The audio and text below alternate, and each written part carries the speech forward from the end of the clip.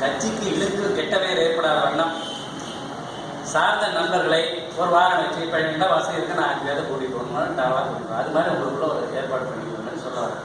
புரிஞ்சுங்களா? 86ல் கலைஞர் கருவது பரமதி புறாவும் இதே பரமதி செல்வம் கல்வி கலைஞர் முடியாது. தனிமனித வாழ்க்கை உதாரணம் எடுத்துக்கிட்டாதான் 20 வருடம் கல்வியடித்து ஒரு தொழில் செஞ்சா அவன் அனுமதிக்கிறது கம்மியாக இருந்தாலும் அவன் பேரமையை சொல்ல முடியும். நல்லா இருந்தது தானே?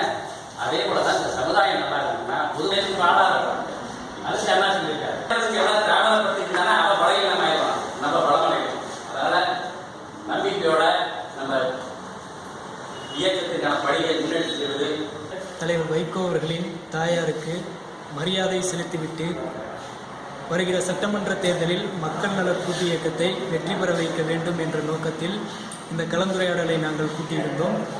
2016 சட்டமன்ற தேர்தலில் இணையதளம் சார்பாக கழகத்தை வலுப்படுத்துவது எப்படி, மக்கள் பணிகளில் தங்களை ஈடுபடுத்திக் கொள்வது எப்படி போன்ற முக்கியமான விஷயங்களை விவாதித்திருந்தோம். தொடர்ந்து கரூர் மாவட்ட இணையதள நண்பர்கள் ஒருங்கிணைப்பை ஏற்படுத்துவது குறித்தும் டிசம்பர் 13 சென்னையில் நடக்க உள்ள இணையதள நண்பர்கள் சந்திப்பு நிகழ்வில் தலைவர் வைகோ அவர்கள் கலந்து கொள்ள இருக்கிறார்கள்.